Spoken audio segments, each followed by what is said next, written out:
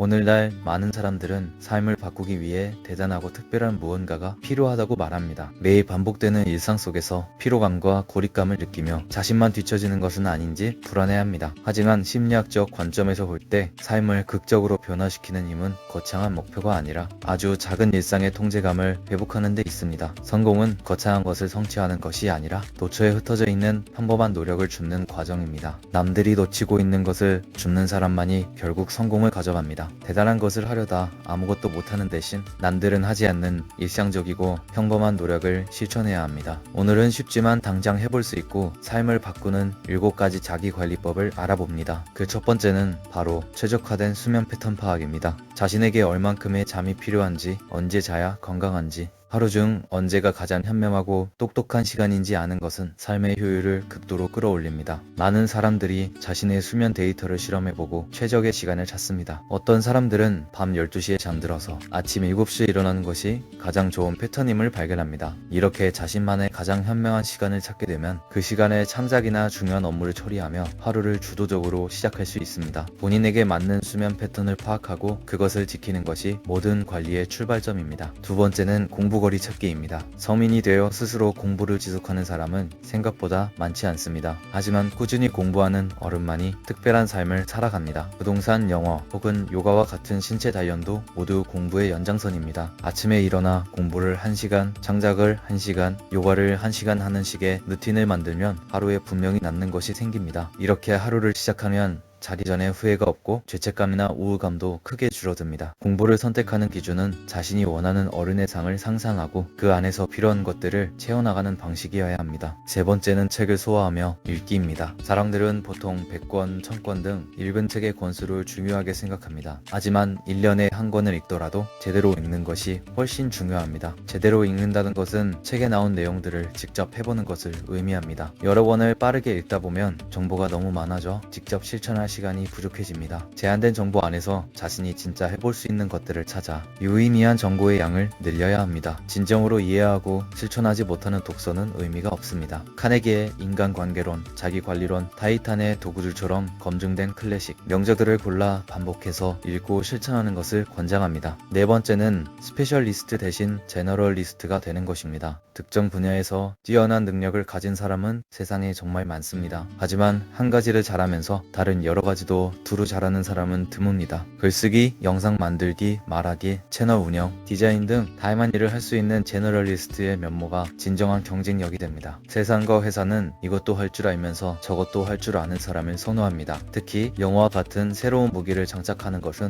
큰 도움이 됩니다. 영어가 발목을 잡는다고 느낀다면 스픽과 같은 어플을 활용해 혼자서 꾸준히 공부하는 방법이 있습니다. 혼자 하기에 틀려도 창피하지 않고 AI가 발음을 비교해주어 미세한 리듬과 차이를 캐치할 수 있습니다. 원하는 순서대로 편하게 학습하며 습관화하는 것이 중요합니다. 다섯 번째는 건강관리입니다. 너무나 당연한 이야기지만 이미 알고 있는 이 기본을 실천하는 사람은 거의 없습니다. 현대인들은 신체 건강과 마음 건강 관리를 자주 놓칩니다. 신체를 관리하는 핵심은 꾸준한 운동, 건강한 식단, 그리고 충분한 수면입니다. 먹는 것이 곧 그 사람을 만듭니다. 안 좋은 것을 먹으면 안 좋은 상태가 되기 마련입니다. 스스로 밥을 해먹고 건강한 시간에 충분히 자는 것만으로도 신체 건강은 충분히 챙길 수 있습니다. 사람들은 시간이 없다고 핑계를 대지만 이 세 가지를 먼저 맞추고 나머지 일상을 배정하는 것이 맞습니다. 건강을 미루고 할 만큼 중요한 일은 없습니다. 마음 관리를 위해서는 심리 상담을 받거나 심리학 채널을 보며 마음을 보듬는 시간이 필요합니다. 누구에게나 마음의 재활 치료가 필요하거든요. 더 쉬운 방법은 몸을 먼저 관리하는 것입니다. 몸을 관리하면 마음 관리는 자연스럽게 따라옵니다. 여섯 번째는 함께 일하기입니다. 혼자 일하는 것을 선호하는 사람들도 있지만 더 크고 퀄리티 있는 결과물을 만들기 위해서는 사람들과 협업해야 합니다. 유튜브 채널 운영,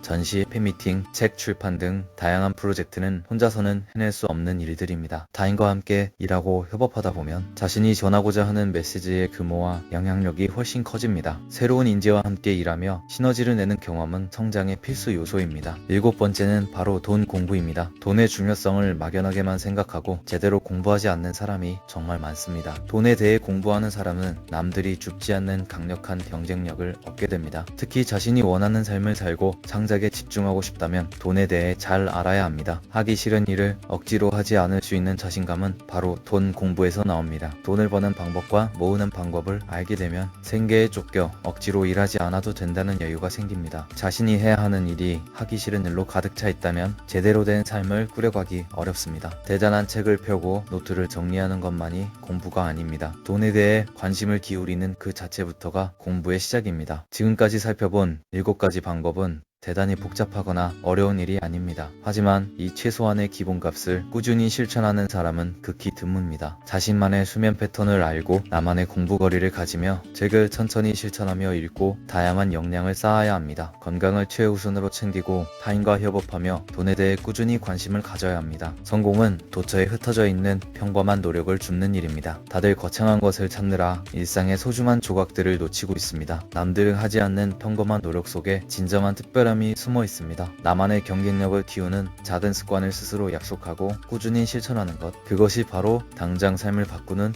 가장 확실한 방법입니다.